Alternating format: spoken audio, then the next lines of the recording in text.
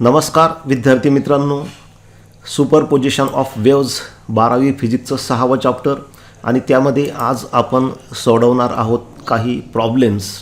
हा दुसरा व्हिडिओ आहे प्रॉब्लेम्सवरचा. याआधी आपण 5 प्रॉब्लेम्स या चॅप्टरचे जे टेक्स्ट बुकमधील आहेत ते यापूर्वीच्या व्हिडिओमध्ये सोडवलेले आहेत. त्या पुढचे काही प्रॉब्लेम्स आजच्या व्हिडिओमध्ये आपण सोडवणार आहोत. तर हे आहे एक्झाम्पल नंबर 6. नंबर 6 पासून स्टार्ट होत आहे, कारण यापूर्वीच्या व्हिडिओमध्ये आपण 5 प्रॉब्लेम सोडवलेले आहेत. काय आहे आजचं हे पहिलं example. A pipe closed at one end can produce overtones at frequencies 640 hertz, 896 hertz, 1152 hertz. Calculate the fundamental frequency. हे एक्झाम्पल आहे विद्यार्थी मित्रांनो. आपल्याला माहीत आहे की पाईपमध्ये स्टेशनरी वेव्ज तयार होतात. 2 प्रकारचे पाईप असतात. एक असतो pipe closed at one end आणि दुसरा असतो pipe open at both ends. Closed पाईपमध्ये क्लोज्ड एंडला नोड तयार होतं, ओपन एंडला अँटीनोड तयार होतं आणि लोवेस्ट फ्रिक्वेन्सी जी असते त्याला म्हणतात फंडामेंटल फ्रिक्वेन्सी, ज्यामध्ये एक नोड आणि एक अँटीनोड हाफ लूप तयार होतं. त्याच्यानंतरच्या मोडमध्ये जी नेक्स्ट हायर फ्रिक्वेन्सी असते त्याच्यामध्ये 2 नोड आणि 2 अँटीनोड आणि दीड लूप तयार होतं. आणि इथली फ्रिक्वेन्सी जी असते ती पहिल्या फ्रिक्वेन्सीच्या 3 पट असते, 3 टाइम्स असते. त्याला थर्ड हार्मोनिक म्हणतात, परंतु तो असतो फर्स्ट ओव्हरटोन. त्याच्यानंतरच्या मोडमध्ये 2.5 लूप तयार होतात, 3 नोड्स 3 अँटीनोड्स आणि फ्रिक्वेन्सी 5 पट असते, म्हणून त्याला फिफ्थ हार्मोनिक म्हणतात, परंतु सेकंड ओव्हरटोन. अशा पद्धतीने पुढे थर्ड ओव्हरटोन, फोर्थ ओव्हरटोन, फिफ्थ ओव्हरटोन, सिक्स्थ ओव्हरटोन असे अनेक ओव्हरटोन्स असतात. तर यामध्ये आपल्याला काय दिलेलं आहे, 3 फ्रिक्वेन्सीज दिलेल्या आहेत ओव्हरटोनच्या. 640, 640, 896 हर्ट्ज आणि 1152 हर्ट्ज. आता आपल्याला हे माहीत नाही की 640 म्हणजे फर्स्ट ओव्हरटोन आहे का, सेकंड आहे का, थर्ड आहे का, कोणताही माहीत नाही. 896, 1152 हर्ट्ज हे सुद्धा कितवं ओव्हरटोन हे काहीही आपल्याला माहीत नाही. पण फंडामेंटल फ्रिक्वेन्सी विचारली म्हणजे ही जी लोवेस्ट फ्रिक्वेन्सी असेल ना फिगरमध्ये, पहिली जी फिगर आहे त्या मोडमध्ये लोवेस्ट फ्रिक्वेन्सी विचारली आणि पुढचे ओव्हरटोन्स दिले ते कितवे आहेत, काय आहे, काहीही माहिती नाही. तर मग हे एक्झाम्पल कसं सोडवायचं. तर बघा विद्यार्थी मित्रांनो, आपण काय करू, पहिल्यांदा हे जे 3 ओव्हरटोन्स दिलेले आहेत त्यांच्यामधला डिफरन्स काढू. कोणते ओव्हरटोन्स काय माहीत नाही, 4थं 5वं 6वं काय आहे माहीत नाही, म्हणजे सलगचे आहेत का तेही माहीत नाही, रँडमली दिलेत आपल्याला काही माहीत नाही. आपण फरक काढूयात पहिल्यांदा. म्हणजे आपण शेवटचा ओव्हरटोन 1152 आहे आणि त्याच्या आधीचा 896, त्या दोघांमधला फरक काढला. हा 2 नंबरचा आणि पहिला त्याच्यातला फरक काढला. तर दोन्हीमधला फरक कॉन्स्टंट येतो, सेम येतो, 256 हर्ट्ज. जेव्हा फरक सेम येतो पहिल्यातला आणि दुसऱ्यातला, दुसऱ्यातला आणि तिसऱ्यातला, याचा अर्थ हे तिन्ही ओव्हरटोन्स सलगचे आहेत, कॉन्सिक्युटिव्ह आहेत. Therefore these R consecutive harmonics ओव्हरटोन्स, consecutive ओव्हरटोन्स आहेत ते. म्हणजे समजा हा पहिला जर 5वा ओव्हरटोन असेल तर दुसरा 6वा असेल, तिसरा 7वा असेल, म्हणजे सलगचे असतील ते कॉन्सिक्युटिव्ह. त्यामुळं समजा पहिला जो ओव्हरटोन आहे तो आपण पीथ ओव्हरटोन आहे असं गृहीत धरू, पी नंबरचा आहे असं गृहीत धरू.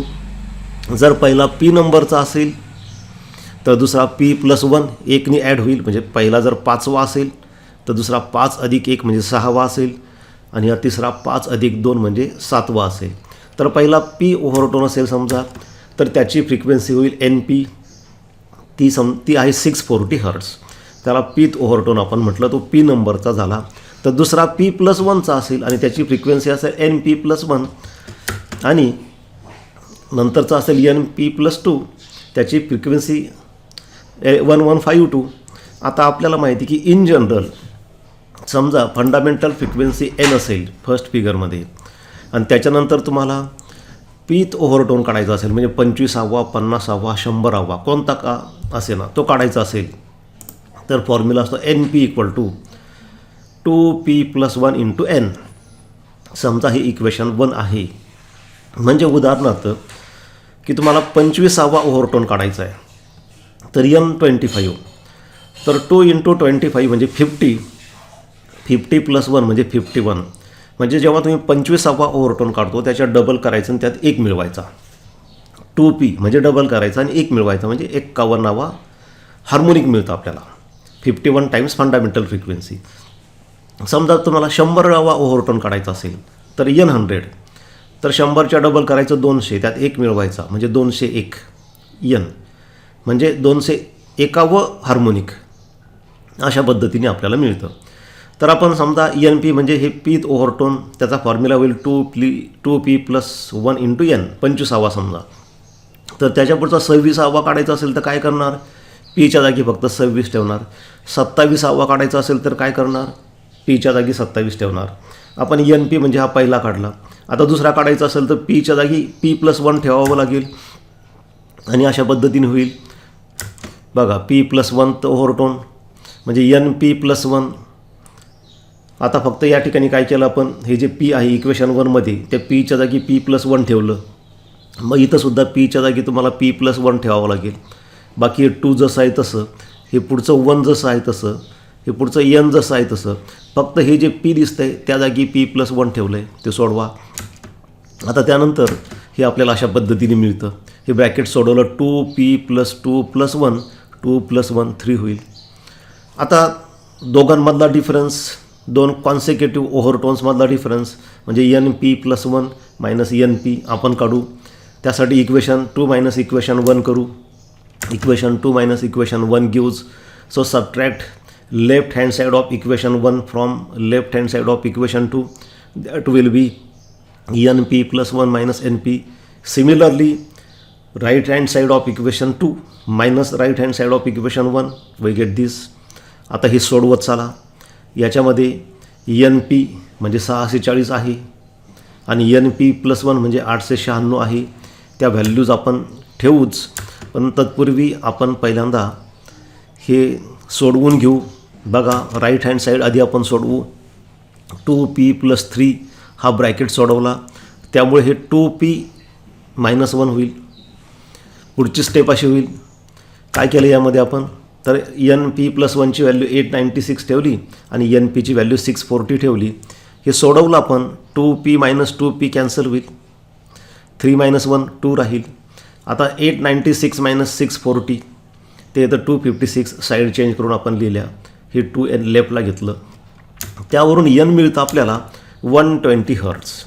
तर फंडामेंटल फ्रिक्वेन्सी आपल्याला मिळते 120 हर्ट्ज. म्हणजे या एक्झाम्पलमध्ये ही फंडामेंटल फ्रिक्वेन्सी असेल फर्स्ट मोडमध्ये 128 हर्ट्ज. आपल्याला काय या प्रॉब्लेममध्ये काय दिलं आहे की नेक्स्ट हार्मोनिक्स दिलेले आहेत ओव्हरटोन्स दिलेले आहेत. कितवे तेही सांगितलेलं नाही आहेत. ते सलगचे 3 ओव्हरटोन्स आपल्याला दिलेले आहेत आणि त्यांच्या फ्रिक्वेन्सीज ह्या दिलेल्या आहेत 640 896 1152 आणि त्याच्यावरून फंडामेंटल फ्रिक्वेन्सी विचारली ती आपण काढली 120 हर्ट्ज. तर हे होतं आजचं पहिलं एक्झाम्पल. म्हणजे टोटल हे 6वं एक्झाम्पल आहे टेक्स्टबुकमधील परंतु आजच्या व्हिडिओतलं ते पहिलं एक्झाम्पल आहे. त्याच्यानंतरचं नेक्स्ट एक्झाम्पलकडे आपण जाऊ. That is example number 7. A standing wave is produced in a tube open at both ends. The fundamental frequency is 300 Hz. What is length of tube? Speed of sound is 340 meter per second. This is very easy example. We will write down given quantities first. What are given quantities? Frequency is given. Fundamental frequency, that is the lowest frequency, which is 300 Hz. Second quantity is speed 340 meter second inverse, that is meter per second. त्याचा अर्थ metre per second असा होतो.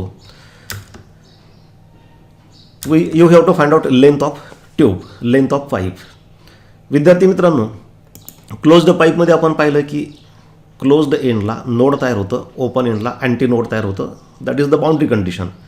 पण जेव्हा open pipe असतो दोन्ही बाजूला open, तेव्हा आपल्याला माहिती आहे की फंडामेंटल मोड. आता आपल्याला या ठिकाणी फंडामेंटल मोडची फ्रिक्वेन्सी दिलेली आहे, त्यामुळे फक्त पहिली फिगर विचारात घ्यावी लागेल. दोन्ही बाजूला अँटीनोड तयार होतं. आणि ह्या एक्झाम्पलमध्ये आपल्याला काय दिलेलं आहे, तर ही जी स्टेशनरी वेव्ह तयार होती त्याची फ्रिक्वेन्सी दिलेली आहे आणि व्हेलॉसिटी दिलेली आहे साऊंडची. फ्रिक्वेन्सी 300 हर्ट्ज आणि व्हेलॉसिटी 340 मीटर पर सेकंड. म्हणजे ही जी स्टेशनरी वेव्ह तयार झालेली पहिल्या फिगरमध्ये, त्याच्यामध्ये जे पार्टिकल्स व्हायब्रेट होतात वेगवेगळ्या ॲम्प्लिट्यूडनी, नोडला 0 ॲम्प्लिट्यूड, अँटीनोडला मॅक्झिमम, पण सगळ्यांची फ्रिक्वेन्सी सारखी आहे आणि ती दिली आपल्याला या ठिकाणी 300 हर्ट्ज. म्हणजे फ्रिक्वेन्सी दिली 300 हर्ट्ज. आणि ज्या दोन साऊंड वेव्हच्या इंटरफेरन्समधून ती वेव्ह तयार होती त्यांची व्हेलॉसिटी दिली आपल्याला 340 मीटर पर सेकंड. त्याच्यावरून ह्या पाईपची लेंथ आपल्याला विचारलेली आहे. तर कसं काढायचं, सिम्पल आहे. Fundamental frequency in first mode in case of open pipe is n equal to v upon 2l. That is the formula. We know n, that is given. We know v, that is also given. Therefore we can calculate l. Rearrange that formula first. Take l on left hand side and n on right hand side. We get this equation. Now write down given values. V is 340, l is 300. Solve that. 1 0 will get cancelled. This 30 into 2, that will be 60. Therefore 34 upon 60, which is equal to 0.57 meter. This is answer of this example. खूप सोपं example होतं. हे आजचं दुसरं आणि total 7वं example आपण सोडवलेलं आहे. त्यानंतरच्या नेक्स्ट एक्झाम्पलकडं आपण जाऊ. That is example number 8. What is that? Find the fundamental frequency, first overtone and second overtone frequencies of a pipe open at both ends of length 25 cm if the speed of sound in air is 330 meter per second. तर हे example आहे विद्यार्थी मित्रांनो, खूप सोपं आहे. काय काय गिवन क्वांटिटीज आहेत ते आपण लिहू. Given data number 1, length of pipe is given which is 25 centimetre. Convert that in metre, that will be 0.25 metre.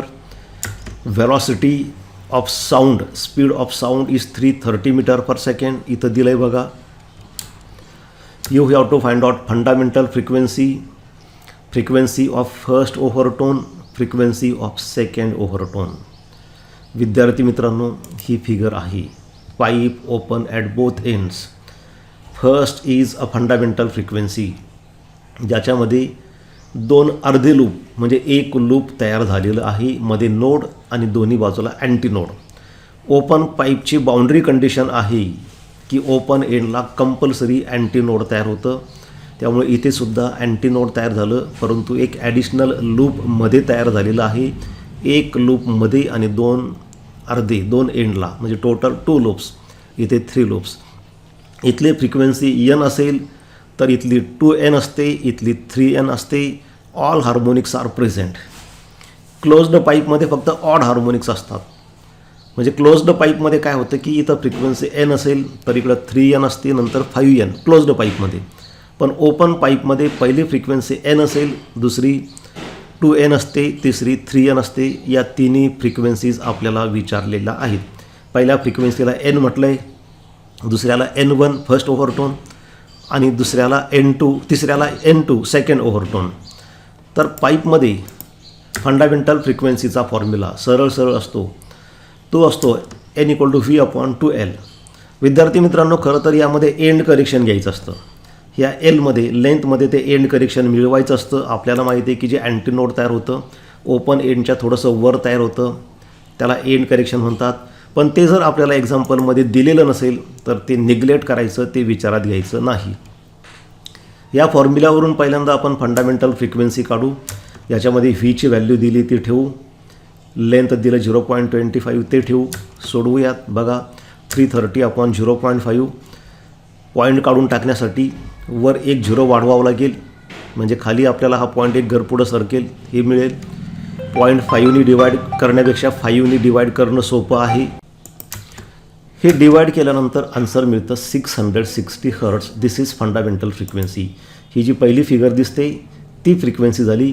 आता सेकंड मोडमध्ये फ्रिक्वेन्सी काढायची असेल n1 equal to 2 times N. इथं N1 पाहिजे फर्स्ट ओव्हरटोन, म्हणून इथं N1 पाहिजे 2N, किंवा हे सेकंड हार्मोनिक असतं म्हणून N2 घेतलं तरी चालेल. 2N तर पहिल्याच्या फक्त डबल करायचं. 2 × 660 दॅट विल बी 1320 हर्ट्स. बघा विद्यार्थी मित्रांनो, फर्स्ट ओव्हरटोन तो सेकंड हार्मोनिक असतो म्हणून 2N असते फ्रिक्वेन्सी. आणि आपल्याला आता सेकंड ओव्हरटोन N2 जर तुम्ही हार्मोनिक म्हणत असाल तर N3 म्हणजे थर्ड हार्मोनिक सेकंड ओव्हरटोन, तर 3 टाइम्स फ्रिक्वेन्सी असते. ही फ्रिक्वेन्सी दुसऱ्या केसमध्ये 2 टाइम्स असते. याला फर्स्ट ओव्हरटोन म्हणतात किंवा सेकंड हार्मोनिक. आणि ही फ्रिक्वेन्सी इकडे सेकंड ओव्हरटोन असते, त्याला थर्ड हार्मोनिक म्हणतात. म्हणजे हार्मोनिकचा विचार केला तर 3N आहे, सेकंड ओव्हरटोन जरी म्हटलं तरी 3Nच आहे. इथं हा 3 हार्मोनिकसाठी घेतला तर N3. तर मग या ठिकाणी होईल 3 × फंडामेंटल फ्रिक्वेन्सी 660. हे मल्टिप्लिकेशन केलं तर उत्तर येतं 1980 हर्ट्स. तर अशा पद्धतीने हे आपण 8वं एक्झाम्पल सोडवलं आहे. Then next example number 9. A pipe open at both ends has a fundamental frequency 600 hertz. Same pipe, open at both ends. The first overtone of a pipe closed at one end has the same frequency as the first overtone of open pipe.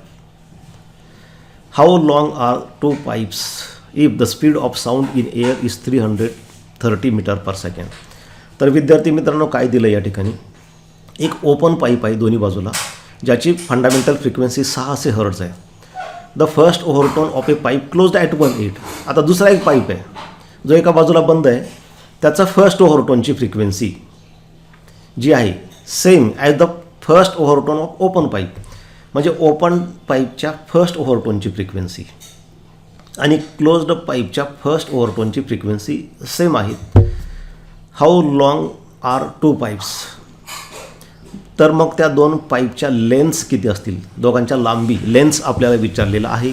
If the speed of sound in air is 330 metre per second. आधी आपण given data लिहू. A pipe open at both the ends has a fundamental frequency of 600 hertz. So fundamental frequency of open pipe is given which is 600 hertz. Therefore NO = 600 hertz. This is fundamental frequency, means lowest frequency for a pipe open at both ends. See this figure, first figure. This is a pipe open at both ends, and in this first figure, air column is vibrating in fundamental mode. याच्यामध्ये 2 half loops तयार झालेले आहे, ते fundamental मोड आहे आणि ती frequency आपल्याला दिलेली आहे 600 हर्ट्ज. आणखी आपल्याला काय दिलं आहे, NC1 = NO1. म्हणजे याचा अर्थ काय, क्लोज्ड पाईपची फर्स्ट ओव्हरटोनची फ्रिक्वेन्सी आणि ओपन पाईपची फर्स्ट ओव्हरटोनची फ्रिक्वेन्सी इक्वल आहे. आता आपल्याला माहीत आहे की ओपन पाईपमध्ये ही दुसरी फिगर दिसते ते फर्स्ट ओव्हरटोन आहे आणि क्लोज्ड पाईपमध्ये ही दुसरी फिगर दिसते बघा, एका बाजूला क्लोज्ड पाईप आहे, तर ही फ्रिक्वेन्सी फर्स्ट ओव्हरटोन आहे. क्लोज्ड पाईपमध्ये फक्त ऑड हार्मोनिक्स असतात, म्हणजे ही पहिली फ्रिक्वेन्सी N असेल तर दुसरी 3N त्यानंतर 5N असते. ओपन पाईपमध्ये मात्र सगळे हार्मोनिक्स असतात. इथं फ्रिक्वेन्सी N असेल, इथं 2N असते, इथं 3N असते. हार्मोनिक्समध्ये जरी ऑड इव्हन किंवा ऑल हार्मोनिक्स प्रेझेंट वगैरे असलं तरी ओव्हरटोन्स मात्र आपण क्रमानेच नंबर देत असतो.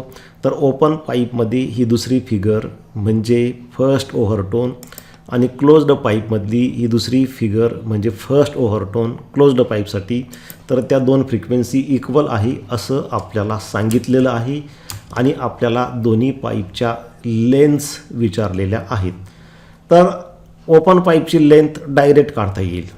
कशी काढता येईल, तर फंडामेंटल फ्रिक्वेन्सी दिली त्याच्यावरूनच आपल्याला काढता येईल. बघा ही फिगर पहिली फिगर ओपन पाईपची फिगर आहे आणि फंडामेंटल मोड आहे पहिल्या फिगरमध्ये आणि ती फंडामेंटल फ्रिक्वेन्सी आपल्याला दिलेली आहे. ओपन पाईपमध्ये फंडामेंटल फ्रिक्वेन्सीचा फॉर्म्युला असतो NO = V/2LO. V is velocity of sound which will be same for both pipes. Pipe बदलला म्हणून व्हेलॉसिटी बदलणार नाही, कारण मीडियम दोन्ही ठिकाणी तेच आहे, त्यामुळे व्हेलॉसिटी सेम आहे.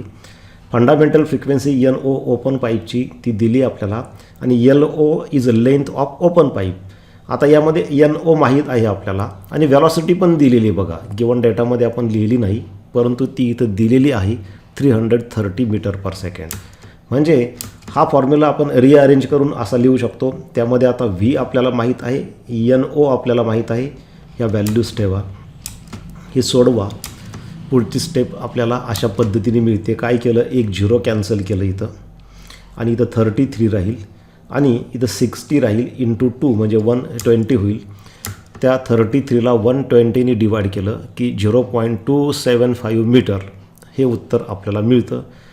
कारण या ठिकाणी व्हॅलॉसिटी मीटर पर सेकंडमध्ये असल्यामुळं लेंथ ही मीटरमध्ये आपल्याला मिळाली. जर व्हॅलॉसिटी सेंटीमीटर पर सेकंडमध्ये असती तर लेंथ ही सेंटीमीटरमध्ये आपल्याला मिळाली असती. पहिलं उत्तर आपल्याला मिळालं, ओपन पाईपची लेंथ मिळाली. आता क्लोज्ड पाईपची लेंथ काढायची. क्लोज्ड पाईपमध्ये काय फॉर्म्युला असतो फंडामेंटल फ्रिक्वेन्सीचा, फंडामेंटलचा. तर इथं फक्त 2च्या जागी इथं जे 2 आहे ओपन पाईपसाठी तिथं 4 असतं. पण आता त्यासाठी फंडामेंटल फ्रिक्वेन्सी लागेल क्लोज्ड पाईपची, ती काही आपल्याला दिलेली नाही. तर त्याच्या जागी हे वेगळंच आपल्याला काहीतरी दिलं. त्यात सांगितलं आहे की क्लोज्ड पाईपची फर्स्ट ओव्हरटोनची फ्रिक्वेन्सी, फंडामेंटल नव्हे, फर्स्ट ओव्हरटोनची फ्रिक्वेन्सी आणि ओपन पाईपची फर्स्ट ओव्हरटोनची फ्रिक्वेन्सी दोन्ही सेम आहे. आता ओपन पाईपची फर्स्ट ओव्हरटोनची फ्रिक्वेन्सी आपल्याला माहीत नाही, फंडामेंटल फ्रिक्वेन्सी आहे. आता आपण काय करणार बघा, आपल्याला ओपन पाईपची फंडामेंटल फ्रिक्वेन्सी माहीत आहे, त्याच्यावरून फर्स्ट ओव्हरटोनची फ्रिक्वेन्सी काढणार. फर्स्ट ओव्हरटोनची फ्रिक्वेन्सी ओपन पाईपची माहीत झाली म्हणजे क्लोज्ड पाईपची माहीत होईल आणि मग त्याच्यावरून क्लोज्ड पाईपचा फॉर्म्युला आपण वापरून ते सोडवणार. कसं सोडवणार बघा. पहिल्यांदा आता ओपन पाईपमध्ये हे जे फर्स्ट ओव्हरटोन आहे म्हणजे ते सेकंड हार्मोनिक आहे. फर्स्ट ओव्हरटोनची फ्रिक्वेन्सी असते 2NO. NO म्हणजे फंडामेंटल फ्रिक्वेन्सी जी आपल्याला माहीत आहे. त्यामुळे बघा आता इथं दिलं NC1 is equal to NO1. NO1 means fundamental frequency, sorry NO1 means frequency of first overtone of open pipe. आता ती किती असते तर 2 टाइम्स फंडामेंटल फ्रिक्वेन्सी आणि फंडामेंटल फ्रिक्वेन्सी आपल्याला दिलेली आहे 600. 2 × 600 ते होईल 1200 hertz. So this is first overtone of open pipe. परंतु ओपन पाईपच्या फर्स्ट ओव्हरटोनची फ्रिक्वेन्सी आणि क्लोज्ड पाईपच्या फर्स्ट ओव्हरटोनची फ्रिक्वेन्सी इक्वल आहे असं आपल्याला सांगितलं आहे. म्हणजे क्लोज्ड पाईपची फर्स्ट ओव्हरटोनची फ्रिक्वेन्सी 1200 हर्ट्ज येते. परंतु त्याच्यावरून क्लोज्ड पाईपची लेंथ कशी काढायची. For a pipe closed at one end first overtone is given by. आता बघा क्लोज्ड पाईप म्हणजे ही फिगर, हे फर्स्ट ओव्हरटोन आहे. इथं फक्त ऑड हार्मोनिक्स असतात त्यामुळे इथली फ्रिक्वेन्सी 3 टाइम्स फंडामेंटल फ्रिक्वेन्सी असते. त्यामुळे हा फॉर्म्युला असा होईल NC1 frequency of first overtone of closed pipe equal to 3 times, कारण थर्ड हार्मोनिक आहे. V/4LC. V/4LC म्हणजे fundamental frequency of closed pipe. बघा विद्यार्थी मित्रांनो, जशी ओपन पाईपची फंडामेंटल फ्रिक्वेन्सी असते V/2LO, तसे क्लोज्ड पाईपची फंडामेंटल फ्रिक्वेन्सी असते V/4LC. ही फंडामेंटल झाली, पण आपल्याला फर्स्ट ओव्हरटोन पाहिजे म्हणून 3ने मल्टिप्लाय केलं. आता याच्यामध्ये हे NC1 आपल्याला माहीत आहे, V आपल्याला माहीत आहे, इथं एक्झाम्पलमध्ये दिलेलं आहे. त्या व्हॅल्यूज ठेवून आपण LC काढू शकतो. पण तत्पूर्वी आपण काय केला, फॉर्म्युला फक्त रिअरेंज केला. हे LC लेफ्टला घेतलं आणि NC1 राईटला घेतलं. यामध्ये व्हॅल्यूज ठेवा. V आपल्याला माहीत आहे 330, NC1 हे 1200 हर्ट्ज आहे. त्या व्हॅल्यूज ठेवा. बघा या ठिकाणी इथं ही व्हॅल्यू आपल्याला मिळेल. इथं आपण काय केलं, हे 1200 जे आहे त्याला 3ने डिवाईड करून घेतलं म्हणून 400 या ठिकाणी आलेलं आहे. आता यामध्ये एक झिरो कॅन्सल केलं तर वर 33 राहील आणि 4 × 40 म्हणजे 160. 33/160 हे डिवाईड केलं तर हे उत्तर मिळतं 0.20625. लॉग टेबलचा यूज केला तर ही एवढे डिजिट येणार नाही, 4च येतील. तर त्यामध्ये येईल 0.2061 मीटर. तर हे दोन्ही उत्तरं आपण काढलेले आहेत. बघा म्हणजे जर ते मीटरचं सेंटीमीटरमध्ये केलं, परीक्षेमध्ये तसं करणं काही कंपल्सरी नसतं, पण समजा आपण केलं ते तर 100ने मल्टिप्लाय करायचं. त्यामुळे 2 घर पॉईंट पुढं सरकेल आणि हे उत्तर येईल 20.625 सेंटीमीटर. तर हे दोन्ही उत्तर आपण अशा पद्धतीने काढलेले आहेत. त्याच्यानंतरचं एक्झाम्पल नंबर 10. काय एक्झाम्पल आहे बघा आता. A string 1 meter long is fixed at one end. The other end is moved up and down with frequency 15 Hz.